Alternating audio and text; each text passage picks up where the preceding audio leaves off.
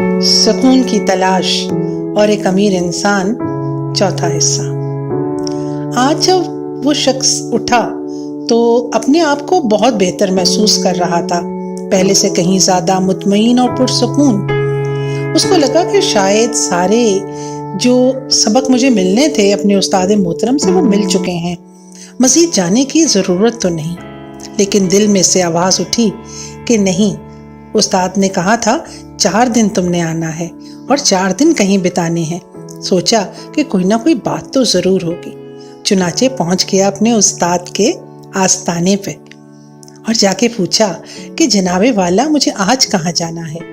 ویسے تو میرے اندر وہ اطمینان اور سکون آ گیا ہے جس کی مجھے تلاش تھی، ضرورت محسوس تو نہیں ہو رہی، لیکن کیونکہ آپ نے کہا تو میں نے کہا کہ چوتھے دن میں بھی یقیناً کوئی انمول سبق ہوگا، اس لیے میں آپ کے پاس پھر حاضر ہو گیا ہوں۔ استاد نے کہا بہت اچھا کیا، آج کا دن تم نے ایک قبرستان میں گزارنا ہے۔ اچھا دیکھو، جناز کا بھی ضرور جانا، اگر کوئی فوت ہوا قبرستان میں ہوا آیا تو اس کے جنازے کو پڑھنا اور اس کو کندھا دینا۔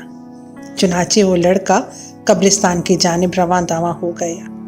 شہر خاموش تھا، چاروں طرف ایک گہری خاموشی چھائی ہوئی تھی۔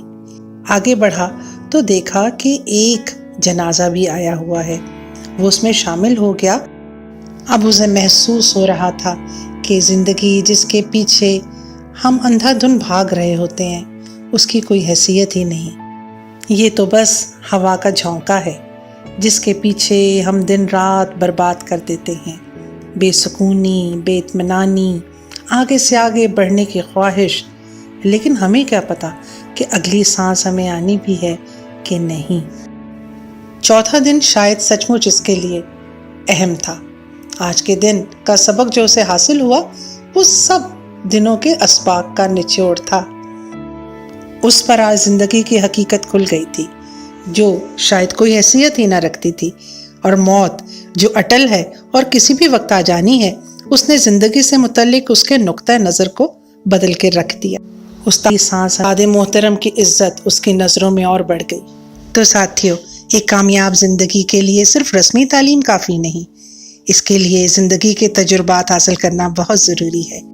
انہی سے ہم سیکھتے ہیں کہ ہمیں کہاں پہ کیسا برتاؤ کرنا ہے، اپنے آپ کو کہاں پہ صبر کے دامن میں سمو لینا ہے، اور کہاں پہ کامیابی کے لیے جدوجہد کرتے رہنا ہے۔